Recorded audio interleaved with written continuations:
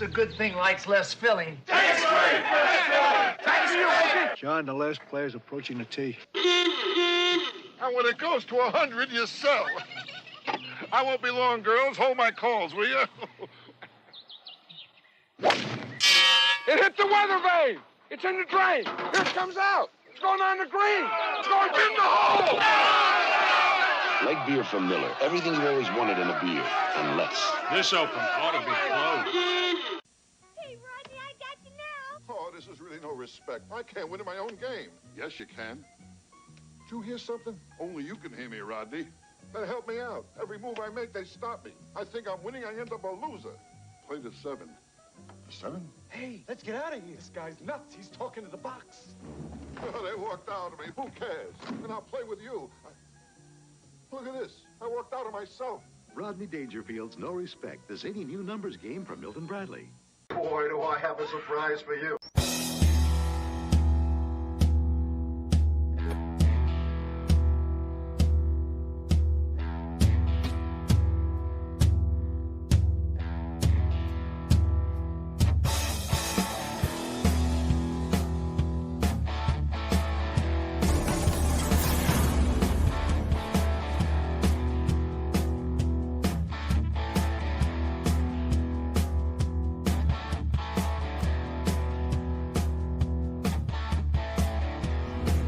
You're gonna need a bigger boat.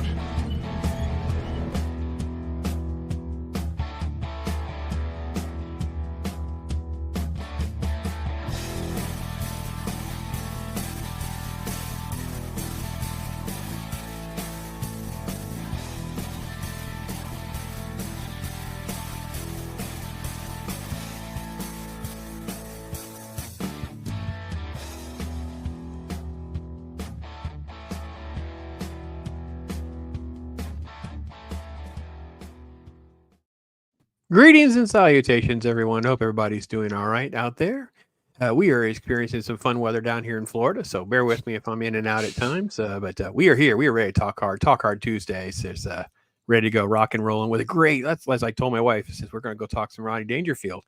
She's kind of smiling, a nice little grin. We're like, oh, going old school, man. Just old school. This is what I grew up on, guys. This is literally this era of comedy in the 80s, and it just, you could just go and have this movie did really well in 86 financially because we all just knew we could just go and have fun for about an hour and a half or so, and we just knew, yeah, there could be some shenanigans, antics, but at the end of the day there was actually a little bit of messaging in there. There's some feel good stuff too. And a great song, because it's great music. Leaves the music, having some good times. So hopefully you guys are having fun out there. So Loki, my brother, here we are talking hard Tuesday. Let's do it, man. Ready to go. I'm ready. Back to school to prove to dad that I'm not a fool. Wrong movie. Anyway, yeah, back to school. Heck yeah, ready. 80s. Let's go. Yeah, awesome stuff. Awesome. I think you got this one on the list, man. I think I'll give you some credit, man. It's a good find. Good little thing we've had out there for a minute. So good to finally get to it. Well, you know, it's one of those interesting things I thought where it'd be worth kind of going and looking back at a couple of classic comedies, because there's sort of a neat thing where it's one of these films that kind of hits a lot of those sort of niches, a lot of tropes that we had come to expect out of films for years and years.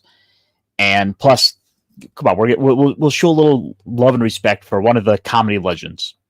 Yeah, even though he doesn't get any respect.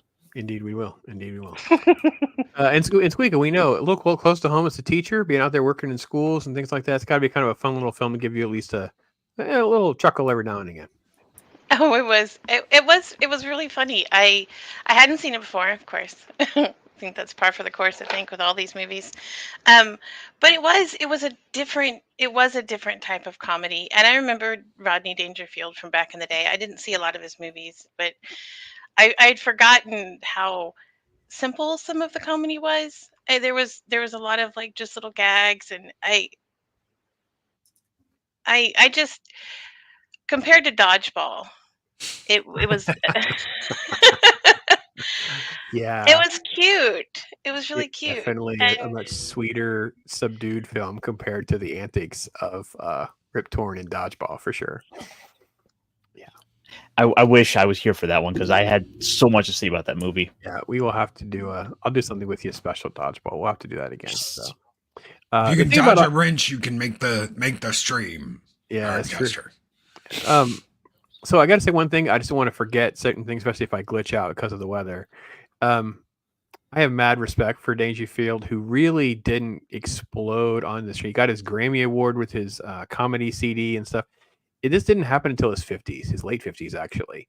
So this is a dude that like worked his butt off, couldn't make it, dropped out of showbiz for a minute, got a wife, family. It's just a story and a journey that's just crazy and long. And he is a crazy fool, man. Like the stories are like near his death are like nuts. He was doing coke and stuff with strip. I mean, it's just the stories. This dude he's just unhinged. He's just crazy. So it'd be kind of fun to be able to chat about this. So, and speaking of chat, gotta start. Snorty, the great polar bear himself, he's there talking hard, getting ready for it. So great to have you with us, Snorty. Awesome. From the great white north himself, Chris Persia holding things down with a great wrench. Thank you. Hail to the tetrarchy of talking hard. Well, hail to you, my brother. I think Scott Westbrook kicking things off with a nice $5 super sticker. Thank you. He says, keep it up. Appreciate you, Scott. All you do is support it, man. Be safe out there. Thank you for all you do, man. Sasha Fred, rock and roll, man. Let's say this film so like it gives a new meaning to the term old man on campus. Indeed, it did. And there's kind of at least some good lines about that. Kind of fun. I like that. So Sassy's in the house. Oh, Sassy, great to see you, lady. Hope you're doing all right. It is a great movie. A lot of fun for sure. So this guy's here. Sasstastic is really. Is there not a shirt, Sassy? Do you have that as a shirt? Because you need to take note of that. That is a fantastic shirt idea. Sasstastic. SR is in the house. Hello, the deep dive better be the triple Lindy. Oh yeah, the triple Lindy. The triple Lindy. Okay, so I'll be honest. I had not seen this movie in so long. I kind of forgot what the triple Lindy was. So because I watched it twice. So the first time, it really made me laugh. I mean, I had such a good time with the insanity of the triple Lindy. I had to rewind and watch it again. So, yeah, crazy. I giggled like a madman when that happened. Totally had forgotten about it. I knew if you said triple Lindy, I knew what it was. I knew there was in this movie, but actually watching him go from springboard to springboard, it was just They had to go and install an extra springboard just for the stunt. Yeah. 80s classic cannoli, yeah. 80s classic Dangerfield top form. Yeah, this was kind of like a personal project too. They talk about we'll get to just one second. Let me make sure I get through the rest of chat here. Oh, Biggie. All right, Biggie's in the house. Top 10 movies. Wow, that's a big claim right there. All right, good. I'm glad you found some joy. Hopefully you can go watch it again if you haven't already. So yeah, you definitely that's Sasstastic is a freaking great shirt. I don't think you give SQUEEKA a little $1 per shirt or something, split some dividends or something. That was freaking great. I think I've called her that from the beginning since she started her channel. That should be noted. Yeah, I see you, Wade. No, it's funny because with someone like Dangerfield, you feel like he would be on all the time like Robin Williams, but you come to find out he really had this work ethic, this kind of like this quiet, subdued work ethic. He on set evidently was like first off, the dude always wears a bathrobe. I don't understand the bathrobe thing. Totally not my scene. Dude's always in a bathrobe, on set in a bathrobe, and always making notes. He's always looking for another angle on a joke, another line. So a lot of the one line zingers he wrote, of course, in this film, but just constantly tweaking and working at it. And we got to give love and credit to Harold Ramis, the famous legend Harold Ramis, who really deserves the credit for taking this script and writing on it. Make him rich. Just that was the big thing. Like make him rich, and that was the thing that made this movie come together. It made sense of things, and that's when it really started taking off and becoming something that was actually going to get made. Well, it's one of those things where you want to be in your best mindset to be able to do your best work. So Rodney obviously just wanted to be super comfortable, and the old bathrobes got always soft and fluffy. It makes sense, like you kind of bring a little notebook in the bathroom when you poop, so that way you might have a good idea to write down. I'm going to make that my new work uniform and tell them Ironcaster said so. I'm not opposed to the poop and notebook idea. I'm just not sure about the bathrobe bits. I feel like there's now a meme of the four of us in bathrobes, like ready for Talk Hard. We're all just in bathrobes. Like that's just a weird AI image coming to us soon, I think. I don't know. We're looking at each other like, well, one of us is going to clearly have to change. I don't know. We'll see how it goes. We'll see. So, all right. So let's just get to the film. I love the fact, Squeaky, you didn't really had seen this before. The movie has this little black and white intro, kind of sets things up really quickly before we kind of get to a quick little phone call and to Keith Gordon. Now we've seen Keith Gordon before. Keith Gordon, kind of a big star nerd during this era, to be honest. And if those of you guys don't know, we talked a lot about Christine, right? Ironcaster, you were big into his role in Christine for sure. Is that the Evil Car movie? Yes, it is the Evil Car movie. Oh, okay. Yeah. I saw the Evil Car movie.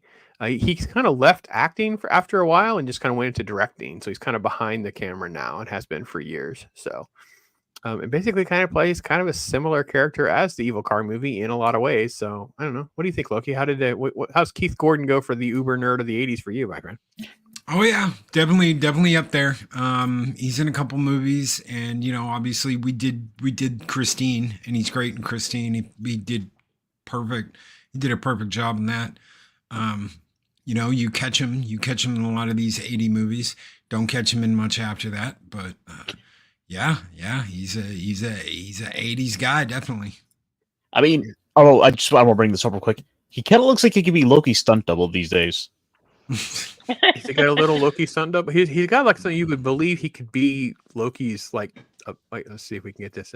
Not me, Loki, but I don't know. I don't know. Put a little hat on him, get some glasses. Take out the rest of the hair. Take out the fuzz. Yeah. Huh. Yeah. And a little longer goatee. So if you needed like a stand-in or like someone you were worried about your life and you needed someone to walk from the parking lot into the building, I think you could convince Keith Gordon he has to be at that convention. I'm just saying. I don't know. I want to make a quick observation about the intro when I was watching this. I thought it was cool that to them, when this movie was made and the intro was in the 1940s, like that was as like old time to them as this movie is to us now. And I thought that was really cool just to think about, like wrap your head around. Yep. That's Yeah, cool. that's one of those things I often think about with these movies, like wondering how well will modern audiences take to these movies and accept if a movie goes and says 40 years ago and it's something out of the 30s or 40s. Like as someone who's old enough to appreciate the reference, because there are cities where not just New York, there are cities where you have like these type of signs and buildings and stuff that are still there, and seeing that stuff disappear when you return has been part of that emotional journey that you're going on. And I know a lot of you in chat are closer to my age as well. You can speak to that too. There is sort of that thing that makes a movie like this almost more special. So yeah. So we had Keith, the son story, and then we get Johnny Lawrence. Isn't that the guy from Karate Kid? Yeah, I know. We were just okay. I know Loki somebody. and I literally were just talking about daddy bags and the famous SQUEEKA interview. This way, it's SQUEEKA showing up during the Karate Kid stream, and yeah, we've gone full circle, Loki. I'm not quite sure what kind of multiverse we're in now, but yeah, here we are. This is the poor kid that was picked on throughout the whole Karate Kid movie. That's true. Did we lose Loki? Yes. Okay. All right. Yeah, this is Johnny Lawrence. He is in this role, and yeah, there we go. Is he like typecast as bad boy turned like treated sort of like, hey, you got your comeuppance in all of his movies? Is he typecast like this? Well, I mean, that was a big thing in the 80s. They always had to have these big typecast characters. And so if you can fit a role, you can keep steady work. Like eventually, like I'm sure there's probably a whole slew of actors who just went around being high school bully number 4 for all of the 80s. Oh, okay. So the more movies I watch, I'm going to see more of these kinds of the same actors throughout the. Well, the tropes is the same. He actually is pretty tight because Karate Kid was his first movie, and he was sort of like stuck as the stereotype of being Johnny Lawrence, the Karate Kid guy, right? So he's in a lot of other movies. There aren't going to be movies that'll probably make our radar screen. I think he's in like the Python movie and things like that. He did a couple of those, and he's in a lot of those sort of like second rate, more like movies. And that happens for a long time until you get, I think he shows up in Hot Tub Time Machine and some stuff until you get to this new Cobra Kai thing. His career kind of didn't really go. But yeah, this trope of having the bully jock type kid.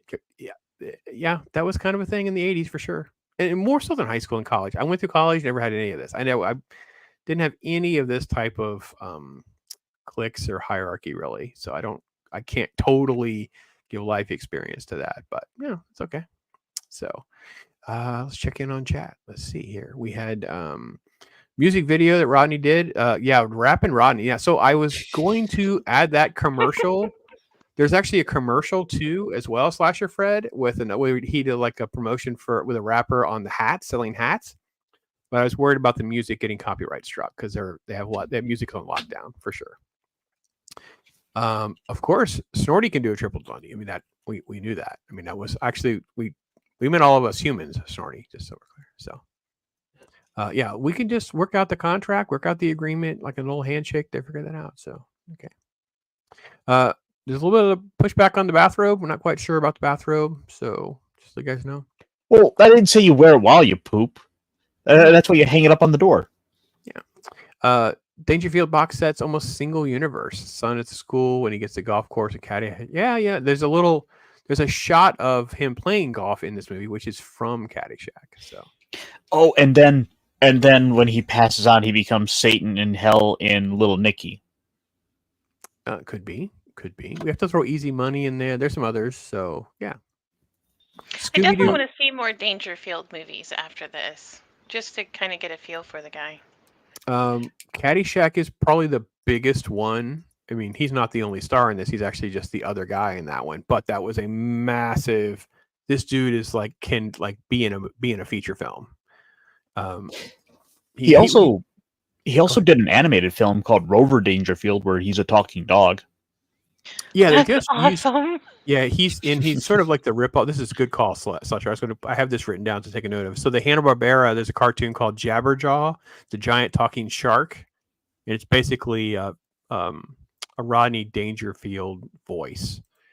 So yeah. Yeah, no respect. A little bit of Curly Joe in it. It's that definitely that kind of feel for sure. I only remember Keith Gordon from 2 movies, this and Christine. Yeah, that is pretty much the highlights of his career. He did a lot of other little things, but again, it's like he was just known during that era as sort of like this stereotypical nerd of that era, for sure. Jaws 2, yep, there you go, thank you. Everybody's getting their bathrobes squared away. 30 years ago? No, yeah. 84. No, wait, what? No, 40 years ago. So, 49, 40. All right, here we go. Penny is in the house. There you go. Trying to get my TV. I know. Sorry about that, Penny. Hopefully it'll work out. I guess let's see here. Got everybody caught up, I think. Soul Assassin. Yeah, I know. Lots of love. Mary's here. Awesome. Great to see you, lady. Great to have folks here. Great people coming in. Capone's in the house. It's great. Great to see so many people coming and hanging out. So yeah, he's great in Cobra Kai. Animal House. Yeah, Animal House broke the mold of everything for sure. That a movie said Unhinged one we'll have to get to. Yeah, I watched I watched Jabberjaw with the Grants, and they did not want to watch it. SQUEEKA, are you familiar with Jabberjaw? Nope, not Animal House neither. Oh, well, Animal House is a different kind of thing. That's an actual film. Jabberjaw is like a cartoon. Let me. Here you go. I'll get you an image. Okay, thank you. Jabberjaw's a cartoon. It's a Hanna-Barbera where they just cranked out like a million of those type of images and things like that. When IRONCASTER gets it for us, we'll show you the Jabberjaw. So yeah, the Grands didn't want to watch it. They were like, "No, Pops, I don't want to watch that. I want to watch." And the problem is with the Grands, they will want to watch like the same 3 things. It just drives us kind of crazy because when you're on like the 3rd or 4th day, yeah. So this is Jabberjaw. Oh, I remember this. I don't know if I've seen any of it, but this looks familiar. I remember this. Yeah, I had the box set of that, and yep. Once they were in, they were hooked. Had them watching like 6 episodes back to back to back to back. So they're the same thing. Same response for Aardvark and the Ant. They did not want to watch that either, and they were the same things. So go ahead, IRONCASTER. I mean, the character is basically part of that like Hanna-Barbera assembly line of they have all the similar character tropes. Like you've basically got your Shaggy over here on the like the weird anchor base. Yeah, there's a band. It's Josie and the Pussycats with a little Shaggy character, got a talking animal. And then we literally reuse the same cells, animation cells. And part of the criticisms of Hanna-Barbera to make it economical and to turn out so much content so fast was they would recycle backgrounds and voice actors and sequences. It's incredible. It's an incredible era for it to be done. It's a shame a lot of it can't really be adapted or upscaled to 4K and stuff proper. I'm hoping that with some of the new tech that will come with the AI stuff that we can get some really good adaptations and get some better quality of some of this stuff, because it is a little DVD grainy, a little rough. So You could talk hard over cartoons. I know. Oh, I love it. We've done a couple. Yeah, classic shows. I know Soul Assassin is great. I need to really figure out a way to do the time. Probably with my Saturdays. I'd like to bring back the Saturday morning cartoon thing. So yeah, Curly. It's a Curly Joe with a Rodney Dangerfield no respect feel as well at times. So it's a little bit of that, but yeah, a lot of Curly Joe for sure. So all right, let's get back to the show. Okay. So yeah, that was one of the cool early elements here, just the bullying, all that kind of shenanigan, and then the '80s trope. Iron Cash, you love your '80s tropes of just crazy ex-wife, gold digger type stuff, and he just has so many great.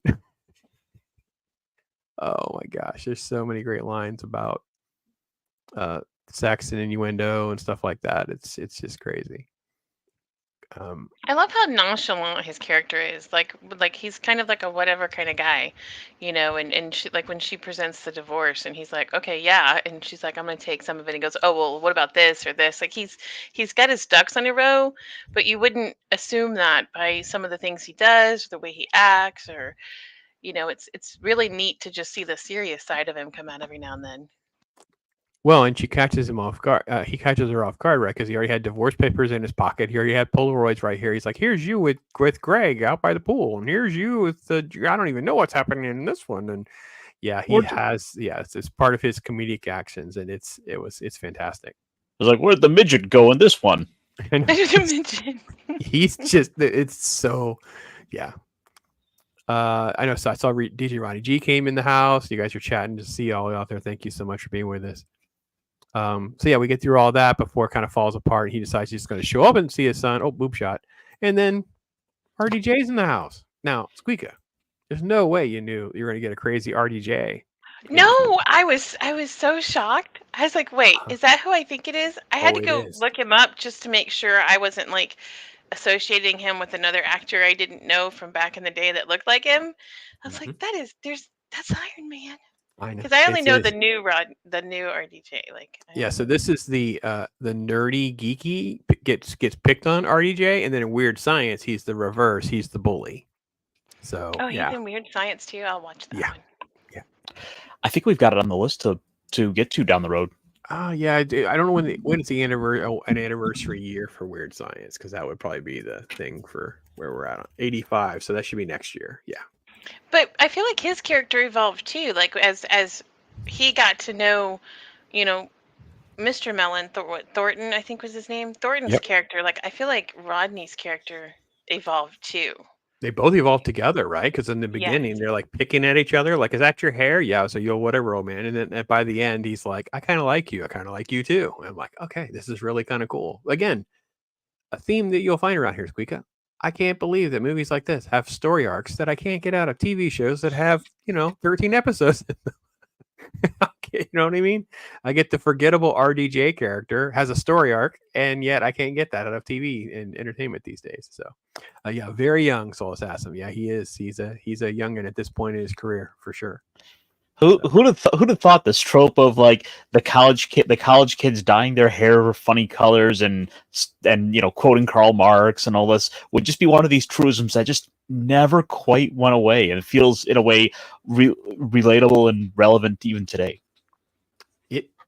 It felt so much more relatable watching this today than it did when it happened, if that makes sense. I know that sounds crazy, but I don't think, we had people who would dye their hair, and you had some of this kind of stuff But really, it was a little bit later. Like you saw a little bit more of this once you get into like the first Gulf War, because it become like a cool thing to protest war, and it's like that. So it become that type of stuff a little bit later. So this era of it really wasn't so much and wasn't as common, but it was a fun character for a movie. It totally works for its time, for sure. So, and I mean that's kind of like what I was saying a little bit before the show. Like the movie does a good example, it does a good case of taking a few of the familiar elements we can expect out of one of these kind of college films, but it doesn't just purely play it by the book. Like it's willing to go and do its own thing. Like the whole concept of this film of Rodney Dangerfield is going back to college to unite with his son. Mm-hmm. And he's got all this money at his disposal. It's like, what can we do with that? That opens the door for so many possibilities. Right. 100%. But they still made him do the work and apply. You know what I mean? Like they still made him apply himself, and it wasn't just a "I bought the college out" kind of trope. Yeah, no, I think, and they kind of like, he does it a little bit, and he kind of has to learn himself that, paying to get his way. His son's actually calling him out. His son makes him grow as well, right? It becomes the duality of growth. Like the son's got to learn to chill a little bit and realize, find his own path. But at the same time, Rodney's character has to be like, I can't just throw money at everything. So, like it. Then, of course, we get Ned Beatty, famous Ned Beatty.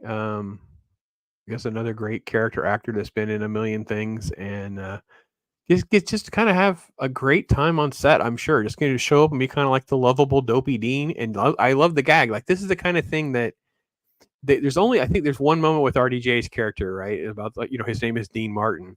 They don't really harp on that a lot, but that's a great gag for us at home. I know it's not a big deal now, but the fact that Dean Martin was a thing, it would make us and our mothers and people that were into Dean Martin kind of chuckle every time they would make that line. I know it sounds crazy, but it would be if we had a Dean that would make like a Barack Obama reference. It'd be something that's so big and out of the norm, like no one's going to name a character Dean Martin, and they did. So I don't know. I did expect them to use that more, and I was surprised, and I was a little excited that they didn't go into more of a trope with him being Dean Martin. It was funny and it was worth a chuckle, but yeah, I was like, oh well, this is going to be a running gag, and it kind of was, and I liked that. I liked that they didn't overplay it.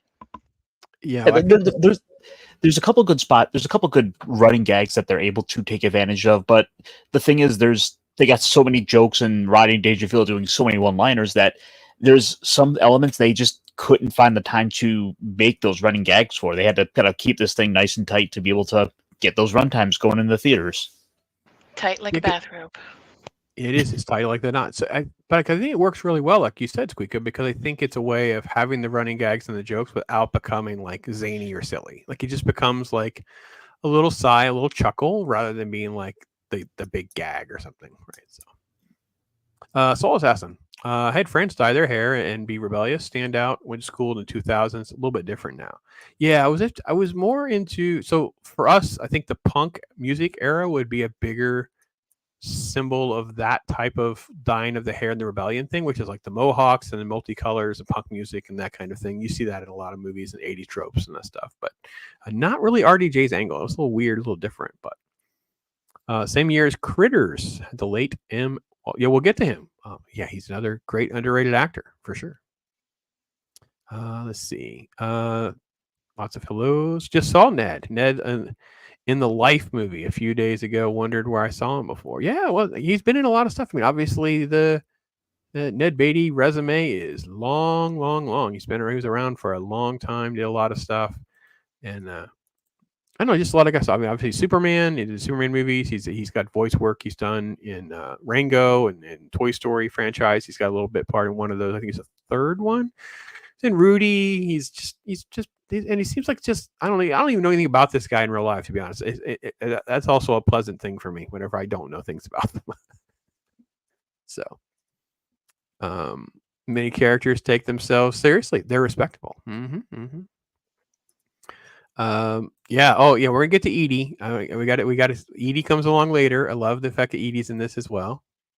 Oh, Deliverance. Yes, Scott. Very good call. Very good call. A very famous role for him was Deliverance, which is not something that SQUEEKA needs to see anytime soon. Let's not do that to her yet. Oh, is it a sad one? No, it's more than sad. It's also creepy, eerie, weird. Yeah, traumatic. Oh.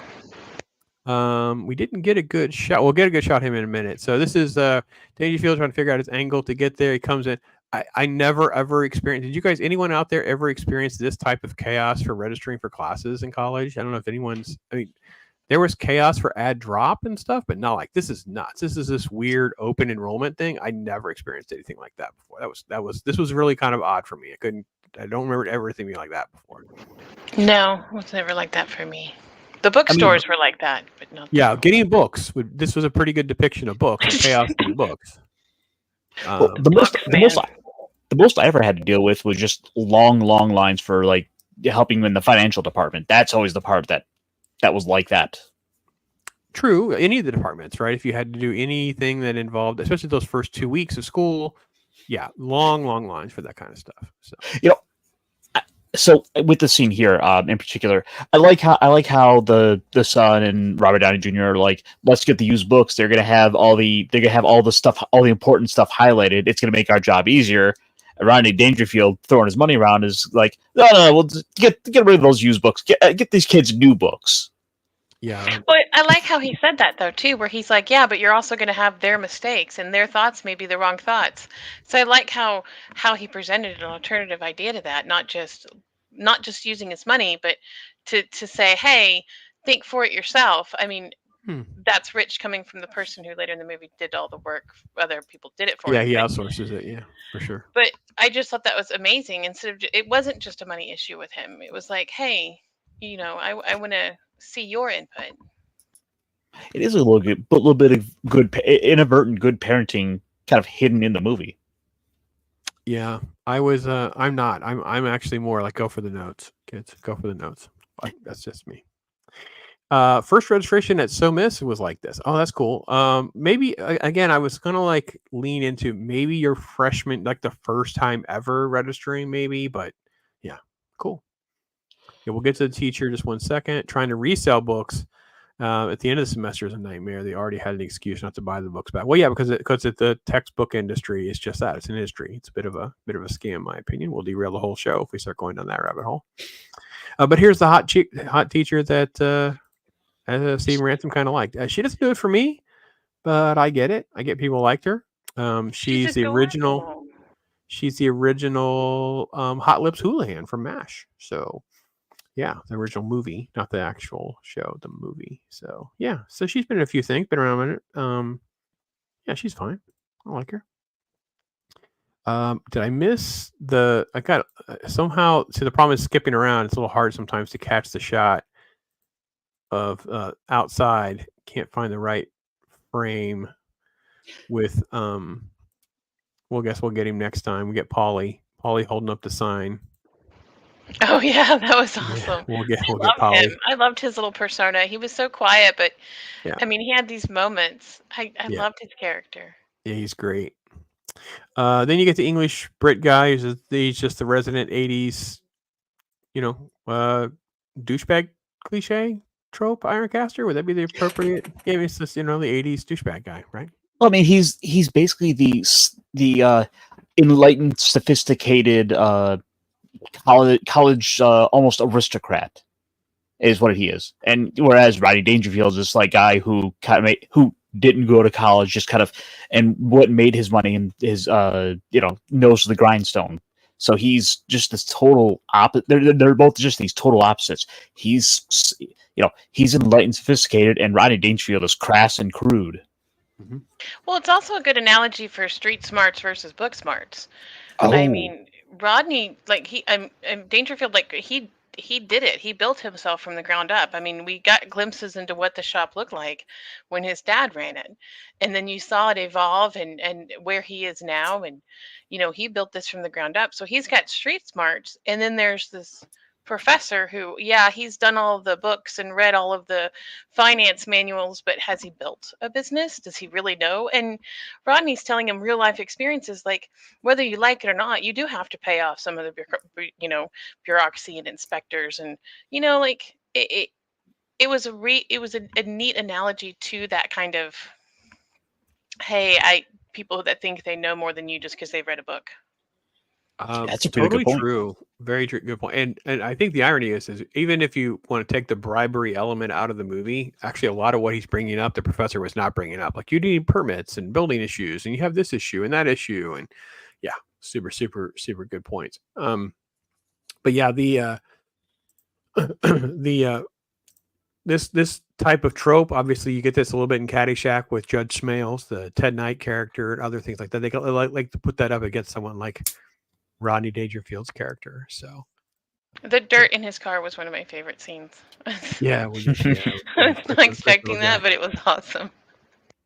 All right, the late great Sam Kinison. Oh my gosh, Sam is just a beast. Now, the best part about this story. So, if you guys don't know much about Sam, obviously not safe for work, and strap yourself in for feeling as uncomfortable as you possibly can with a comedian like Sam. But Rodney is kind of early on Sam's career here because I think he was on. I don't know. Rodney was in an interview promoting this movie, and they were talking about like different comedians that he was enjoying or whatever. They're up and coming, and he mentioned Sam and he mentioned Rosie O'Donnell or Roseanne Barr, one of the two. I think it was Roseanne Barr. And Sam is insane, and you get a little dose of that in this movie. SQUEEKA, what was your impression of Sam's character? Well, it scared the snot out of me when he started yelling. I was like, oh, that was out of nowhere. But he played it off well. Like even when he kind of got mad at Rodney and was screaming, then he was like, okay, yeah, I see your point. And like when Dangerfield, talked about Truman back at him, like he held his own, and yeah, super. Yeah, good. like he was like that scene. He just grabs and throws it on top of the desk. Yes.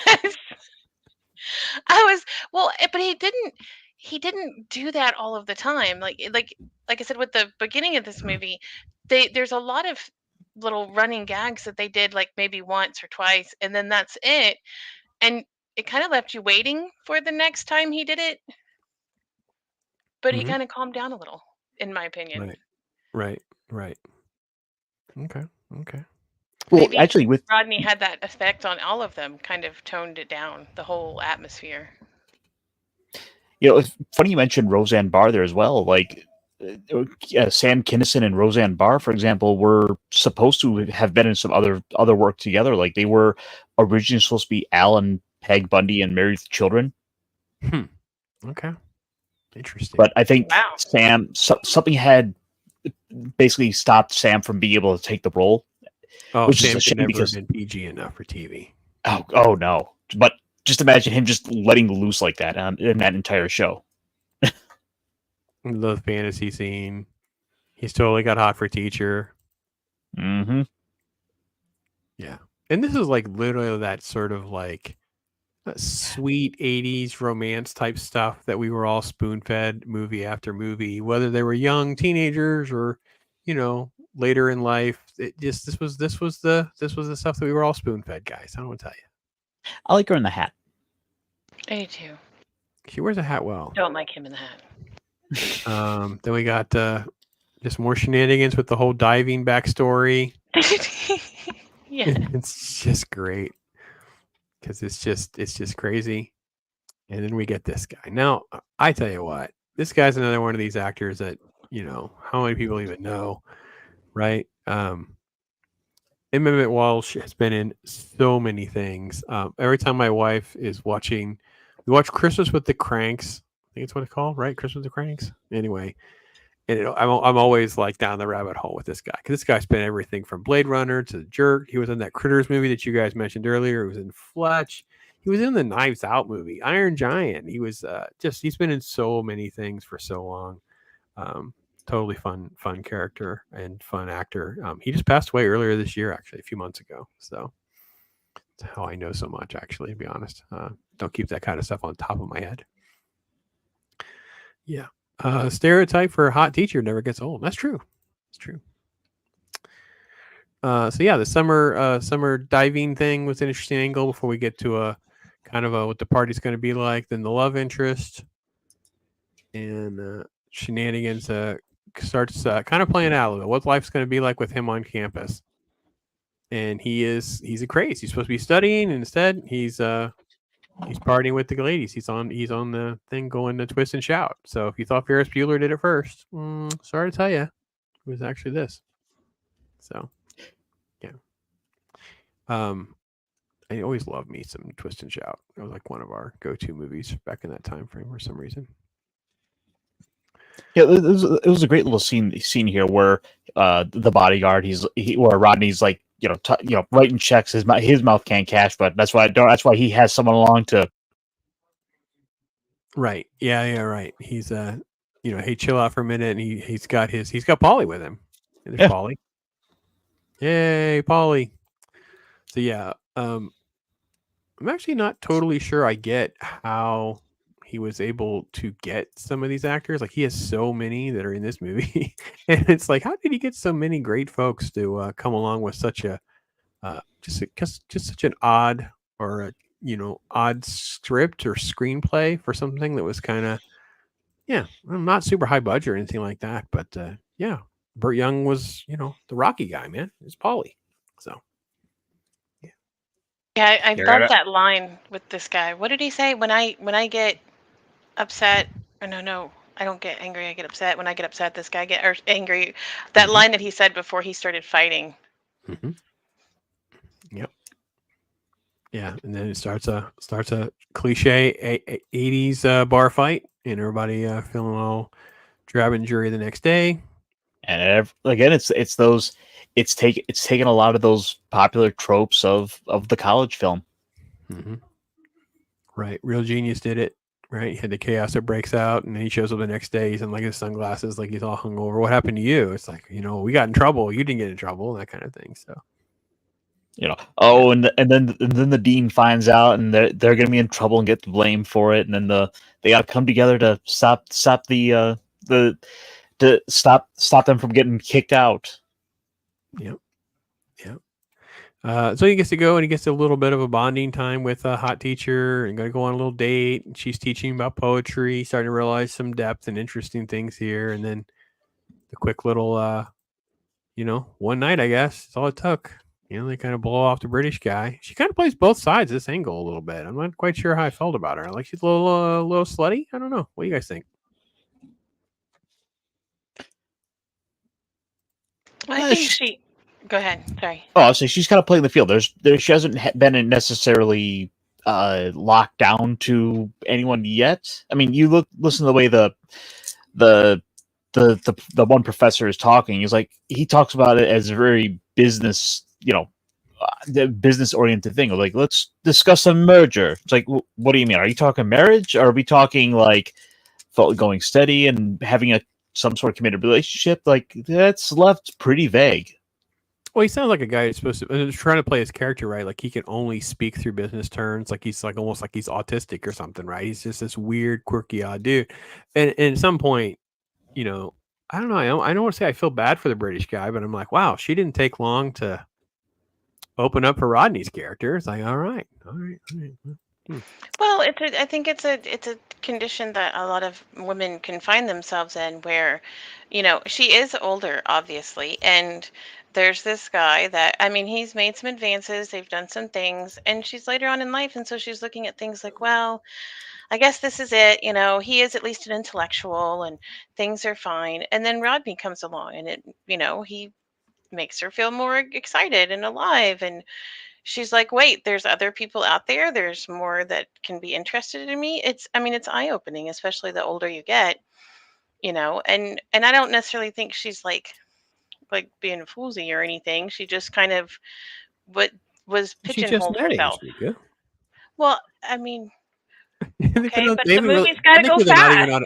Technically, they're not even on a date. She was tutoring him 5 seconds ago, and now she's like, "Hey, all right, fine, turn the light out." They had too much wine, and it's a fast-paced movie. They moved on to the biology section. he's like physically like hurt the next day. Like he's like he needs a Paul's got to give him the rundown, and oh, it's great. She wasn't in a bathrobe, so it wasn't that fast. No, that's true. They at least had to get to the bathrobe stage. So, No. The bathrobe's just for Rodney. SQUEEKA knows. Look at SQUEEKA. Yeah, I know. SQUEEKA. They're gonna. I confess, every time Rodney did the big eye thing, it kind of scared me a little. I felt like I was in trouble for some reason. He really does embrace his in real life the hyperthyroid. He has Graves' disease, right? So he has that the big eye thing, and he uses it in his comedy. Uses it for emphasis, and he's perfected the timing of it. But yeah, if you're not familiar with Rodney's work, it can be kind of unnerving the first time you see it, for sure. That's why I need to see more movies with him in it, just so I can get more familiar with his personality. I mean, like I knew of him before, but not to this level. Oh, it was like, you should just go spend some time just Google Rodney on with like Johnny Carson on Tonight Show, and just watch a couple of stand-up bits that are like 4 or 5 minutes long. They're freaking. You'll get the whole no respect thing, gags, one-liner type stuff, and the feel for who he is, because that stuff went on for years. So then basically now you get like the whole he's going to be a cheater. So he just kind of going to go around. He's got the different people that are going to come in and teach him. So instead of reading and writing the paper, he just goes and he gets the actual real life author to come in and write the paper. So this is actually the guy, and in real life, that actually is the guy. Of course, he gets a terrible grade on his writing paper about himself. I love that line where she's like, it doesn't sound anything like Vonnegut. Who wrote this? And then he calls Vonnegut, and I was like, oh. I'm going to cancel the check. I mean, it's just, yeah. And then, of course, speaking of other movies there, Ironcaster, you had to love that we had a real genius, crossover, right? Oh, right. Yeah. Did you pick that up? Yeah. I did not. Yeah, he's the dean. He plays the dean in Real Genius. He's the guy at the end of the movie where he's got on bunny slippers. So yeah. He does monkey research, and that goes well to the point where whenever we cut back to that scene, I gotta come back. This lady. I gotta come back to her. We didn't get the gag on the pizzas. When they come back to the pizza, he's taught them all eating pizza, and they're watching other stuff. They're watching wrestling. They're watching Hulk Hogan. Yeah, it's freaking great. It's hysterical. Makes me laugh so much. This was so much fun. I love all the old tech in the background too. I'm an old techophile, and it was cool. I paused for a little bit just to kind of scan some of that old tech. Oh, this stuff? Yeah. Yeah. Yeah, these old VCRs and stuff. Yeah, it's great. Okay, so we have to get to Edie, because you were like, we got to get to Edie. Okay, so she is one of my favorite like 80s trope actresses. Love this lady. She's been in so many wonderful things. Obviously, Planes, Trains, and Automobiles and Ferris Bueller at the top of my list. But I mean, she's been in Cheech and Chong. She was in Carrie. She's been in Natural Born Killers. She's been in just Malcolm in the Middle, Seinfeld, everywhere you can think of. Oh, so many great things. And great reaction that she gets here too. So much fun, huh? Let's see. They're giving you some recommendations on comedy specials. She was actually in Elvira. I don't know. Was she in Elvira? I don't know. Well, I'll have to watch those movies too, because she's really adorable, and I love her. Yeah, she's great. She's for sure super fun. So it just makes me smile when I see her show up in a movie. So, and then you get to the whole behind the scenes of what he's done, Ironcaster, and I know this was totally. He kind of wears a robe, Ironcaster, and it's like, what's going on? Like he's just, yeah. And that's his professional bathrobe. Yeah, it is. And all I'm going to say is I haven't spent all my time this weekend when I wasn't watching this movie, but looking at bathrobes. But I'm not going to deny that one might have been looked at one point. I don't understand how you don't have a Jaws bathrobe. Is that not a thing for you? You don't have a shark bathrobe? Or shark onesie, like the big, huge shark bodysuits. I mean, I've just got a Doctor Strange one, but I think it's time for a new one. All right. A little bit of love for Edie, I think, right? Yeah, let's see here. Scott says Edie's great in Ferris Bueller. Yeah, I think that's probably the one that most people will remember her from and quote from. Her quote in Ferris Bueller is just epic, legendary. So, yeah, lots of love for her, for sure. Let's see. I've only seen parts of Ferris Bueller. I need to finish that one. Yeah. Yeah, Ferris Bueller's a classic. Then we're back to diving. We're back to everyone being there, and then he starts to. So based on Johnny Lawrence, he starts to think that his dad actually paid off the coach. So this is that sort of like the simple stories. They play with the audience a little bit. The characters don't know what you know at home. You kind of get to the thing if we have to figure out how to detour the nerd, and he has to be full of himself because now they're gonna have a big party, and he's playing mopey kid because he thinks everything is all fake. Dad doesn't study. Dad pays someone. Dad paid someone for me to be on the diving team. It's like rich kid identity crisis kind of stuff, and none of that was actually true. I mean, RDJ's suit though, that's on point. RDJ's character in this movie is really insane, like so craft. Like he's look at in this scene where he's on the floor. You're like the poster child, like just great lines. Oh man, it's just good stuff. And again, different bathrobe. Don't know what's happening here, Ironcaster. I choose to think that like he just brought his own collection from home. Maybe saved on wardrobe, or maybe he had the studio buy them all and just kept them. I don't know. What is it? As a stipulation in his contract, like, I want a new bathrobe in every scene, and I get to keep them afterwards. Yeah, very good. Yeah. So yeah, the party's completely nuts. Actually get to see Oingo Boingo in concert, which was amazing. I love that. That's one of those things I kind of miss from a lot of these movies of this era that we just don't do today.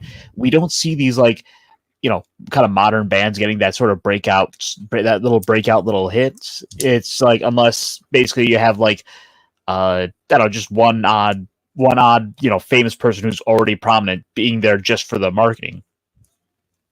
Yeah, it was super cool. There's a great close-up, too, of Danny Elfman singing with the Oingo Boingo sign at one point. So, yeah, this was super great. As someone who just loved Oingo Boingo during that era, too, it was super fun.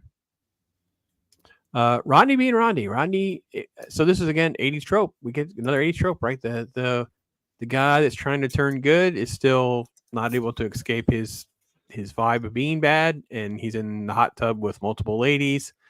When hot teacher walks in, he's actually underwater. Anybody seen him? Oh, you mean this guy right here with a snorkel on? I feel like this was a callback too, because wasn't like Hugh Hefner big during the 80s and stuff too? Like I feel like this was more than just a movie trope.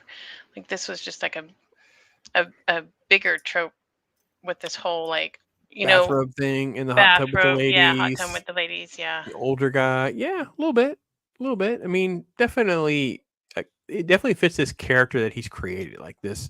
And this is sort of like, and I hate to use the name because I don't want to get political, but for that era, this would be very Trumpian as well, right? This sort of like the rich guy just pays his way into things, has a lot of hot ladies, does those just crazy antics and stuff like that. So, yeah. So, I can see it. Hey, Lady Miss, how you doing? NZ Guy showed up. Hey, brother. Come on. So let's see. So yeah, moving through. This is just Mopey Kid. Got to confront him. Like, I never lied to you, never whatever. But he's gonna quit because they find out that his papers are someone else wrote them. They have this big confrontation, and I love the fact that the dean is such a wuss. He's like, well, he says he didn't do it. It's just like, okay, maybe you're not remembering how big the check was. Maybe you're. I'm like, wow, the corrupt dean, corrupt school syndrome. Definitely was a trope as well. Yeah, we'll get more Polly, bringing him to the beat. It says, hey, listen, your dad's a good guy. This was a great little scene. Like, I think this is the thing you guys were touching on earlier. You talk about this movie kind of like does certain things, but then also just finds moments to kind of have some heart and do some things the other movies don't do. Because I think this is a moment that real genius doesn't really have, right? They do it between the characters, not from like a father-son type of perspective, and it works really well here. He's like, I got two sons, one I put through college and one I put through a wall. I know, it's so great, Paul. Well, and I think he knows that he's been through some things with his dad, so it makes it more serious that he takes the time to talk to him. It also works that he's the one that talks to him. Like, this is what you kind of sometimes need when you have conflict with kids or you have conflicts with family. You need someone kind of just a little bit on the outside, but not totally remote, to kind of make sure they keep the record straight for everybody. So, yeah, I mean, Polly's basically his dad's shadow, who's there for him every day. You got to go somewhere. I'm your man. Yeah, indeed. Hey, Jacob, how you doing, brother? I love the fact that the movie kind of goes into just the weird, crazy montage of things to do to try to stay awake and study. And this antic was fantastically fun. You know, Rocky like punches meat to train. Rodney Dangerfield has to like try to eat coffee and snort sugar. Oh man, you're right. This is like the Rocky cutscene. I didn't really think of it as the Rocky cutscene, but it is. It's the Rocky cutscene. Oh man, it's really good. I'll go watch Rocky now, so I have more reference. It's the training montage. It's a training montage for so Rocky's about boxing, right? So there's this training montage of him, running stairs and punching meat and doing all these different like real grounded poor man's training. This was Rodney Dangerfield's, training montage. So. Yeah, Rocky wants to go beat up Mr. T, and Rodney Dangerfield wants to go beat finals. Yeah, good stuff. And this shot is typical of the 80s as well. This type of trope, we see it with more dramatic films in the 80s for this type of school college drama. Sin of the Woman we did, and there's a little bit of that kind of stuff in it for sure. So yeah, the Eye of the Tiger music. I would have been funnier in a lot of ways to play a little bit of that music, but obviously that would have been another licensing issue for sure. But yeah, good stuff. So yeah, this is just this weird, and what they do here is they just have the business professor nerd read off some absurd question. Like it's this, part 1, part 2, say this, say that, whatever, and it just goes on forever. We don't even know. Yes. Yeah, the one question with 27 parts. Yeah, it was just so silly. Like you would never be asked to do stuff like that. And then they come back to him and he's like, you're presuming he's supposed to be near the end, and he's answering the business question thing, and he just says like, what's the answer? And he's like, it's 4. I forgot about that gag. The gag actually made me laugh. I don't know if I've ever told the story, so I always go back to this as a kind of the equivalent example. So one of the classes I had pretty late in my college, so that was pre-med. So we're talking like anatomy, physiology. I don't know if it's the second one or not, but we had a final which is very, very hands-on. This different type of bones, thing like that. So there was a question, and it was like a bone in a bag, and you didn't know what the bone was, and nobody got it right. And it turned out it was just a chicken bone. So the dude just went to got a chicken bone. It was just like a chicken bone in a bag, and I'm like, oh dear Lord. So it was kind of like this complex test, all these complex things and all this stuff you have to know, and the answer to that question was like this: 4 chicken bone. Chicken. It was like to throw. Well, they always like to throw that little side swerve at you, that left turn. Yeah, it was more than a left turn. Most of us were a little ticked about it. So yeah, it goes pretty well. And then you have Sam Kinnison's character gives you one last scream in. I think I hit that briefly, and then hot teacher gives him calm down and basically just starts going with the poetry. Goes to a nice little poem, and that's kind of how that wraps up. And then of course we cut to the diving. And this was Hardy J's characters like doing all sorts of shenanigans. Like he's doing like a horn, and he's like, yeah. So he's been bonding with Polly. He's been bonding with Rodney's character. Everyone's coming to their own a little bit. So it's pretty good. His little suit. He cracked. His evolution throughout the movie cracked me up. Let's pull that back up and go to Scott's comment. Sarah Kellerman's character telling him that whoever wrote the paper on Kurt Vonnegut, not knowing about Kurt Vonnegut, reminded me of a few of my English teachers. Yeah, SQUEEKA liked that part too, though. That was super, super funny. Yeah. I used to fight with the English teachers because I didn't want to take AP English, because the AP English people that were ahead of me always were so miserable with the amount of work that they had to do, and then most of them didn't pass the AP test. So I was like, I'm not taking AP English. So I always fought with my teacher, like, I'm not doing that crap. It's way too much work. And I just never really got into like poetry and some of the stuff that you would have to be into. So, yeah. The diving stuff is shenanigans with Robert Downey Jr. and all the glory of him just doing crazy things, and then they cut away to the actual diver. Oh, it's funny to me. And Johnny Lawrence, one more shot, and he starts to he fades that he's hurt and whatever. And they go, all right, we got to get Polly's going to be there supporting. They're going to bring out the old man in the robe for the triple Lindy. SQUEEKA, you had to be like totally glued, like at the insanity and the silliness at this point. Yes. Well, and I wanted to know what a triple Lindy was. And they're like, we brought out an extra board. And I'm like, why do you need just one extra? Isn't it a triple? And then they showed this thing, and I was like, I get it now. But yes, I mean, I kind of, when he was started, when the beginning of the movie, when he talked about diving, that's a great screenshot right there. Well, this is the funniest scene that everybody talks about, doing the fart sounds under his arm. So that was a big cliche back in the 80s. But I had a sense that he was going to dive some point in the movie. It's that smoking gun that you're like, there's going to be a gun, it's going to be going off. We got to pay this off at some point. That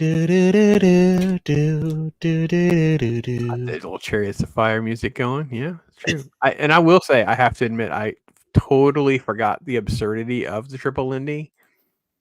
And then, of course, they kind of play it up because they have these shots of Dangerfield where he's like making these goofy faces and stuff along the way.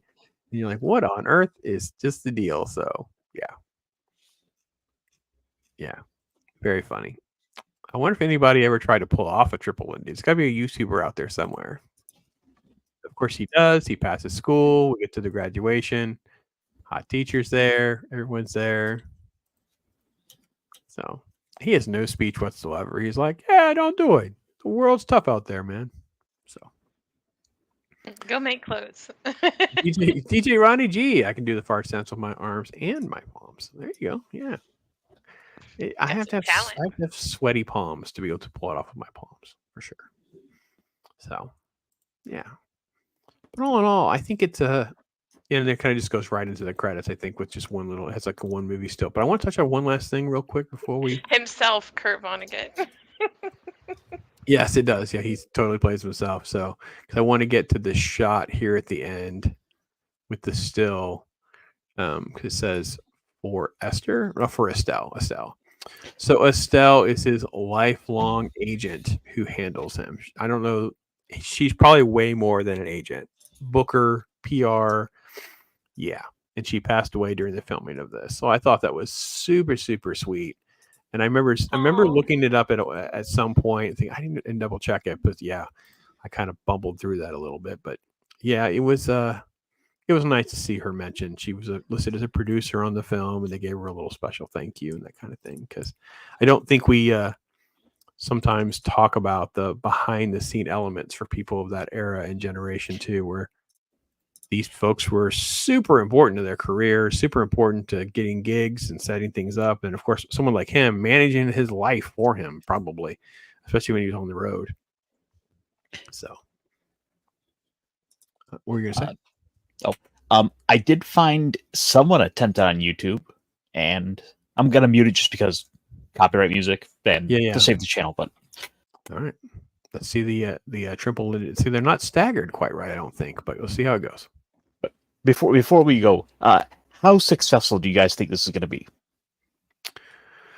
Well, so it depends on the person. Like, I mean, I think there are, if you had YouTube long enough, you realize there are people now who will just, they'll do 1,000 takes to get the one, or they'll use green screen stuff to kind of make you seem like they can shoot the basketball across the court and things like that. But I don't know if I'm supposed to believe this is a blooper or if I'm supposed to believe this is actually, so I'm kind of open to it. We'll see how it goes.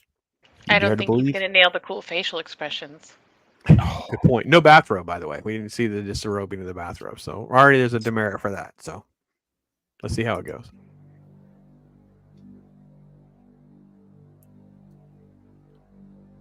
All right, we got one springboard. Oh, I do hear music.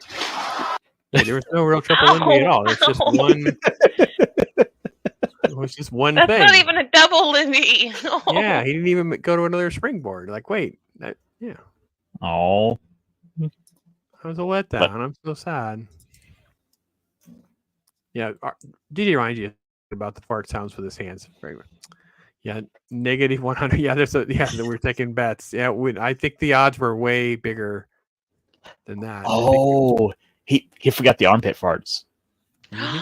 Oh, see, that didn't give him enough air then. Oh, see, there's science. It messes up the buoyancy and the aerodynamic elements that come into play with air pressure and silliness and all those things. Like it, there's no way. It's all a mess. So, all right. All in all, SQUEEKA, what was your first impression? This was your first real full screenings. How was your take home on this one? I liked it. I probably didn't get as much out of it because I didn't know a lot of the actors, so it didn't seem like, oh, look at all these people I should know already.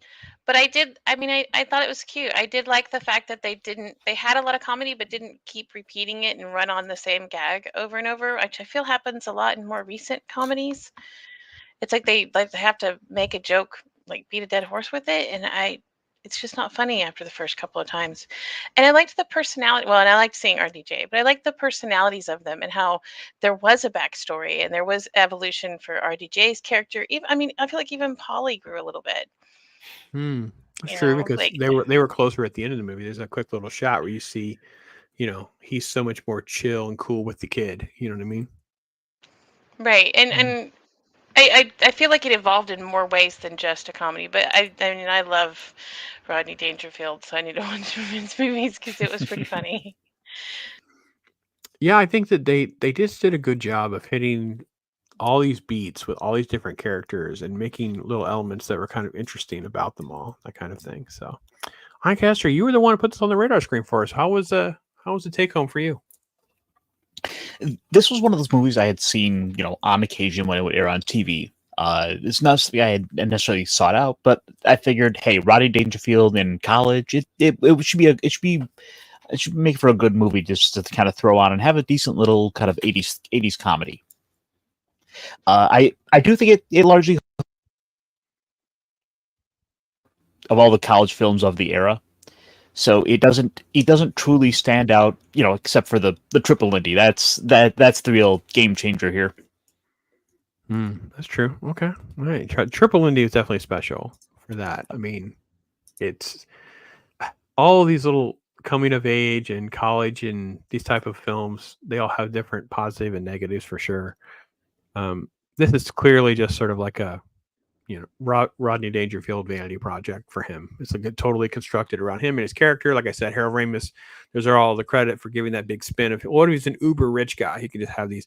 So now you have all these crazy zaniest juxtapositions of, he can have the whole dorm renovated. He can get into a battle with the business professor. He can do things that the kids couldn't possibly fathom being done, where he just takes over a whole bar because he has the money, things like that. So he could buy his way into college. True. Yeah. Very good.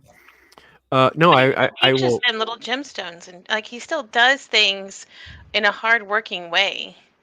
It's not like he's just some rich kid flaunting his wealth. He made it himself. So I think he's coming from the position too of not just flaunting it, but hey, I earned this, and I'm going to live my life to the fullest, and I'm going to make it as fun as possible for me. And here's how it's going to happen, because he earned it, because he worked hard for it. Okay, this was So the love interest, her name is Terry Farrell. She went on in Trek, right? She's a DS9 actress. I think that's why I saw her at one of the conventions. Is she a lot on that role? I don't know. I'm not up to date on Trek stuff, guys. Bear with me. I'm the noob here. So, but yeah, I think she became more famous for doing that than anything else. She was a nice, sweet enough sort of like love interest girl for an 80s film that works. Yeah. I don't know. Thoughts on Terry Farrell, guys? Oh, she's fantastic. Okay.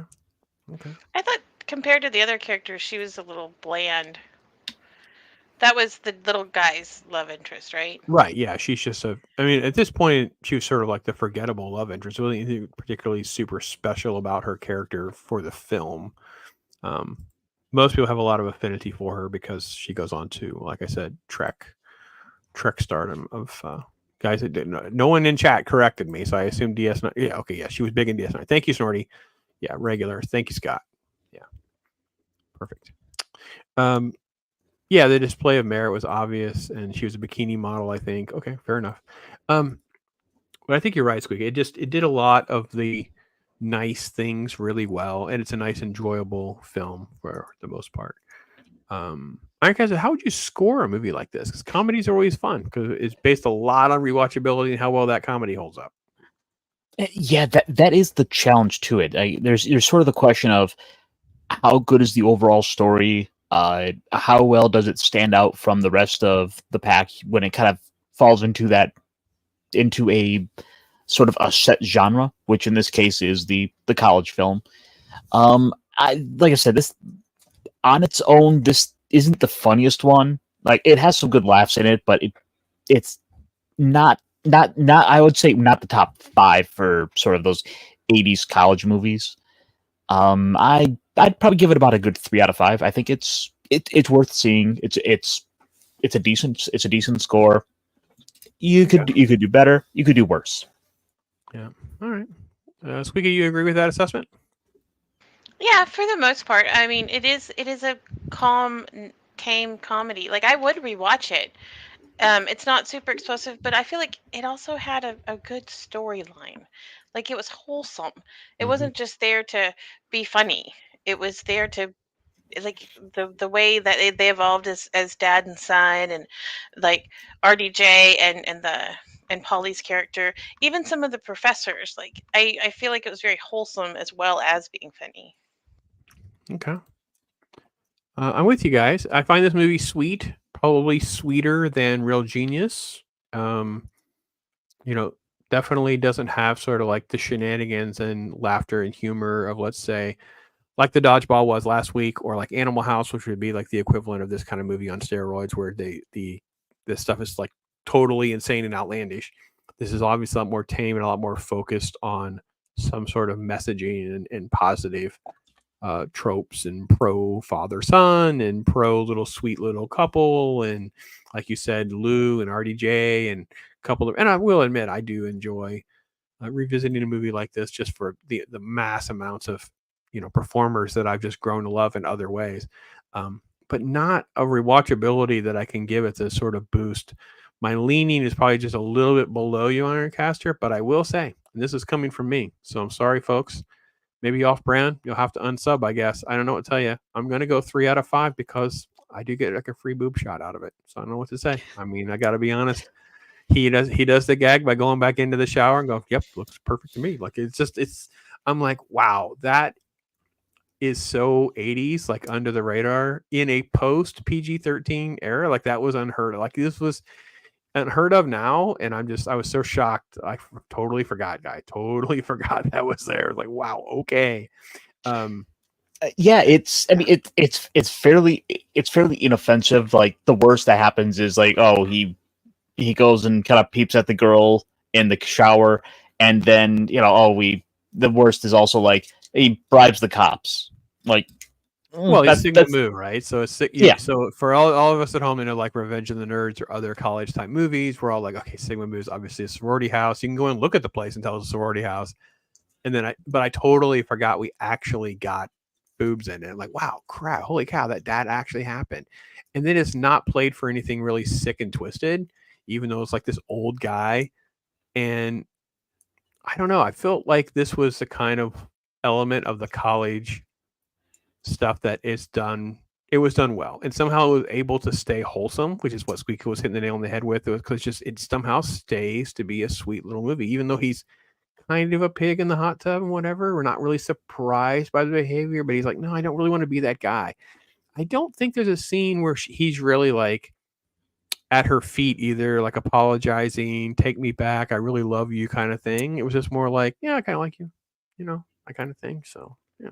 Well, I think that leads to the growth of his story arc. Like you see who he was and the kind of playboy he is. And I think that's to build up that momentum of him at the end and him taking responsibility for things and it not just being this playboy regime.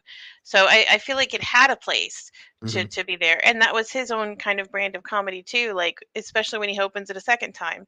I feel like from what I've seen of him in this movie, that's Dangerfield's kind of comedy. Yep, it's on brand for sure.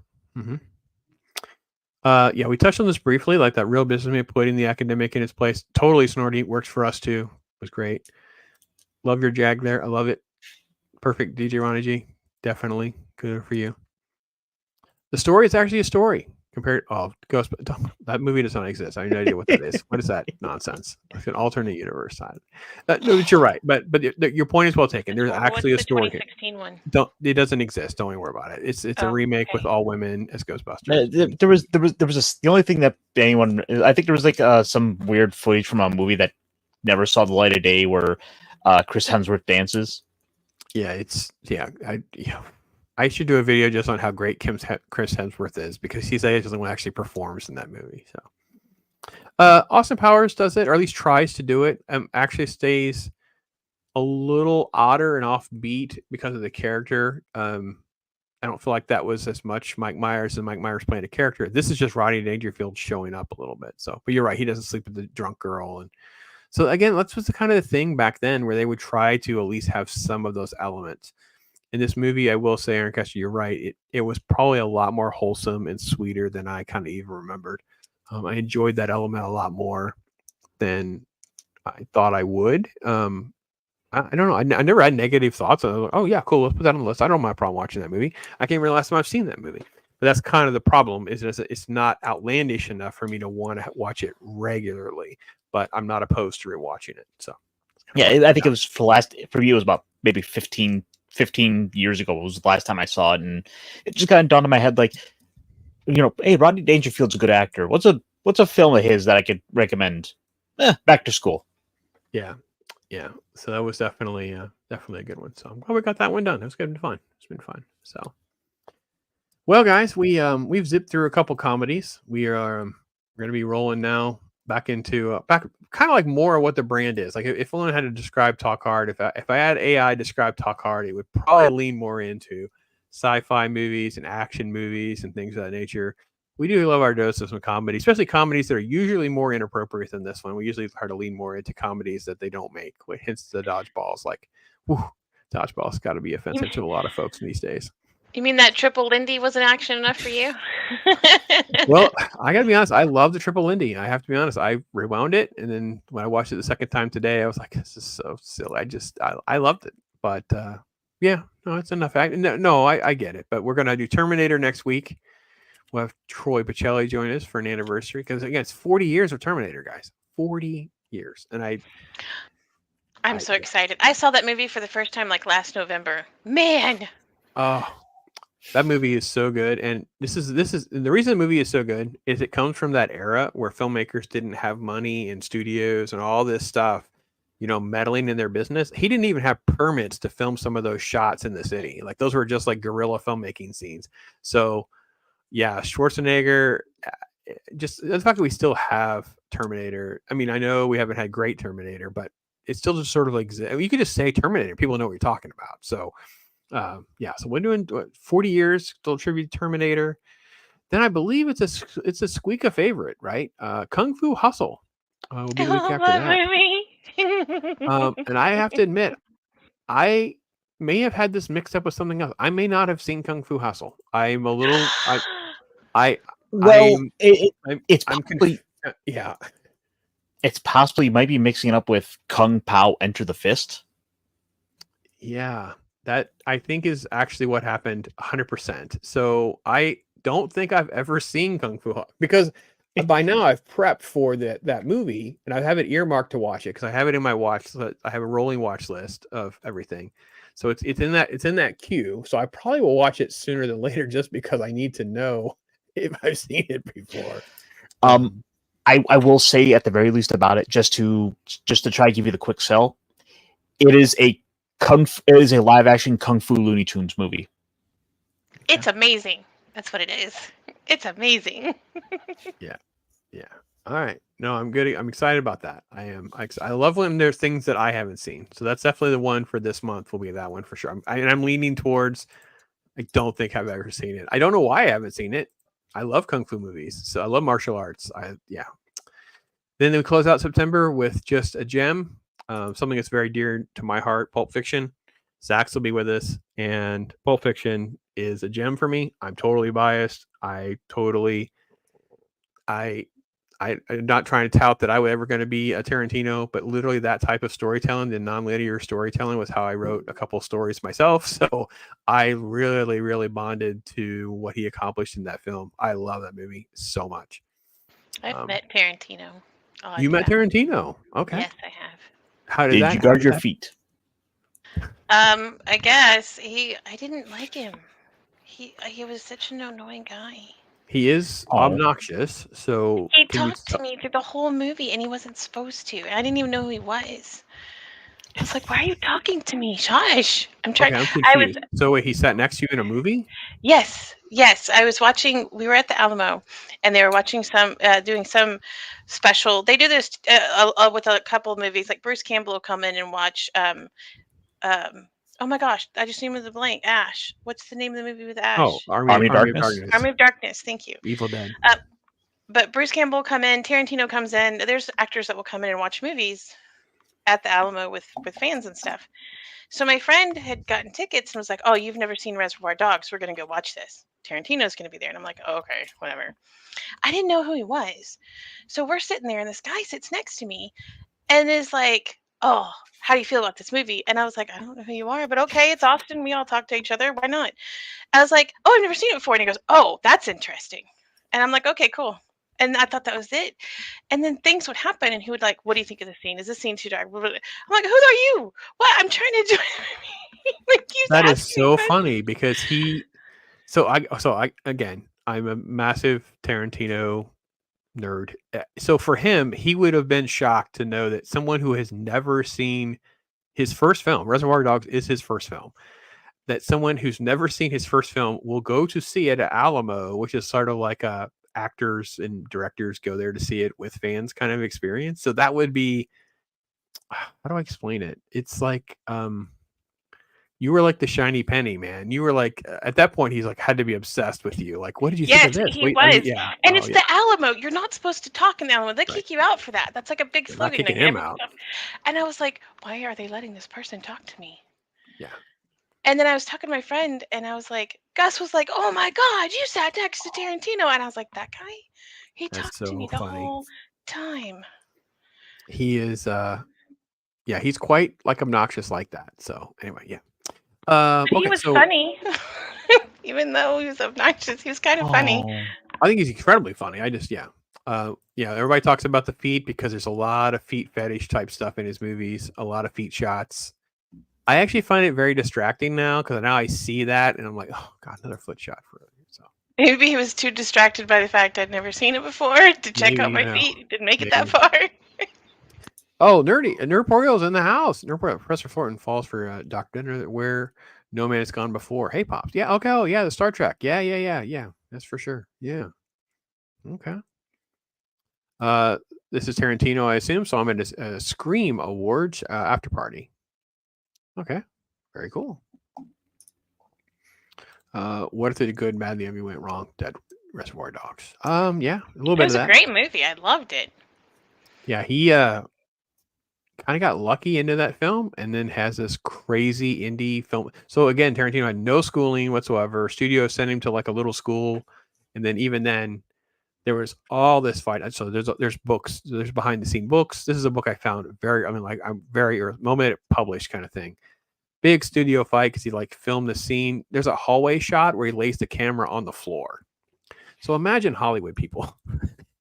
And you come across, it's your first film, someone obnoxious like Tarantino who works at a video store. We're going to lay the camera on the floor. They look at you like you have three heads. It is insane. So, I cannot imagine. I cannot imagine that experience. That's crazy, SQUEEKA. That's wild. Okay. Very cool.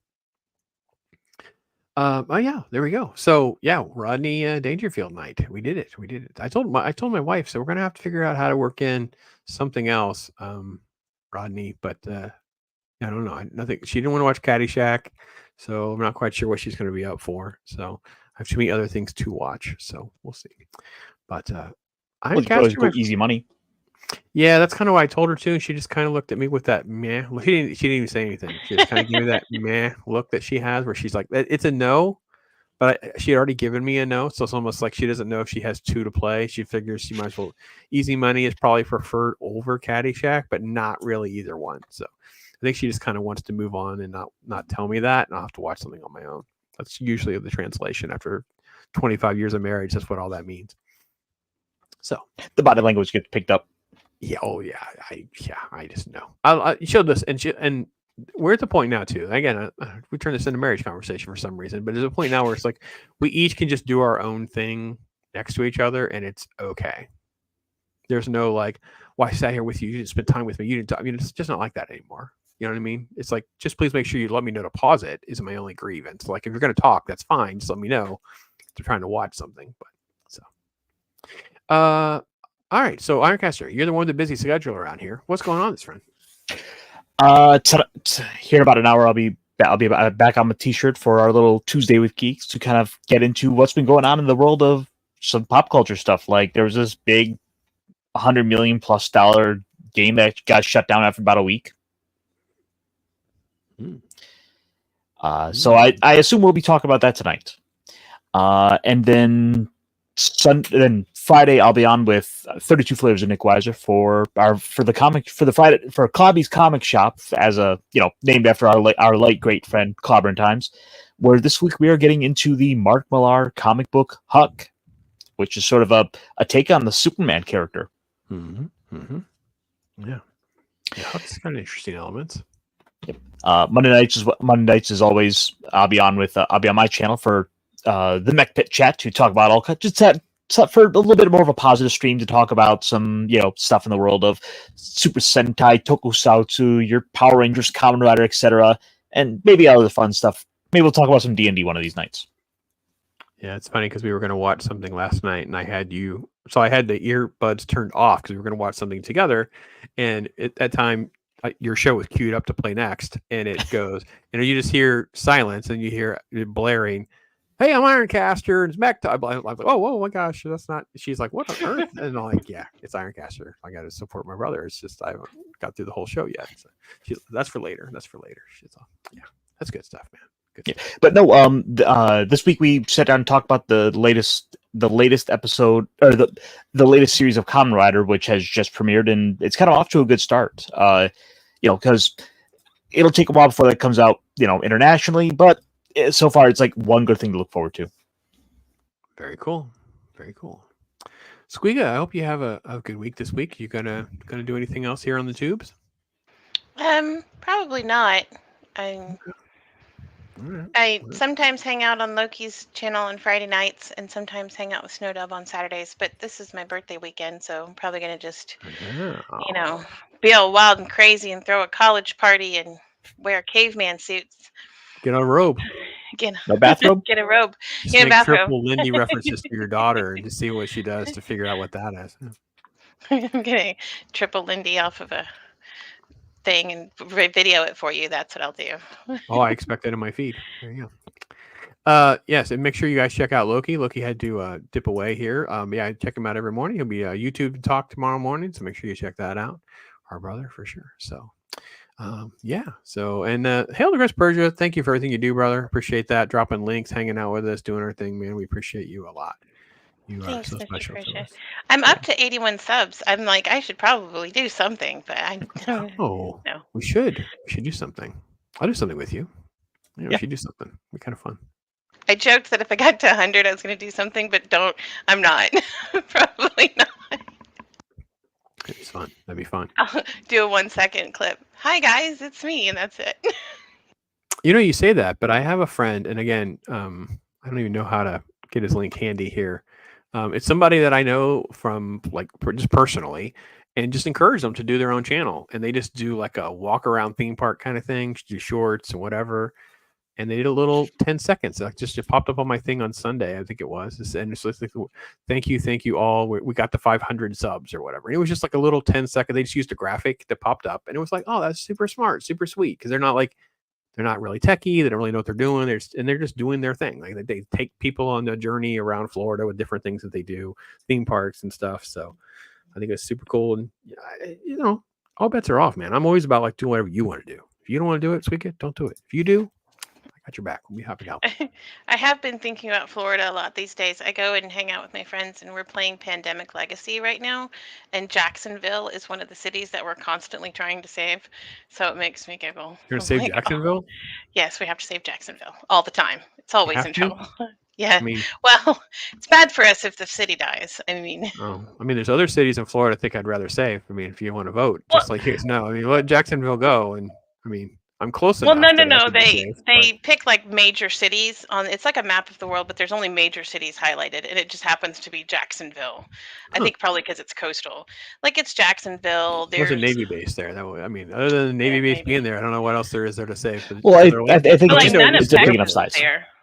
What's that, Ironcaster?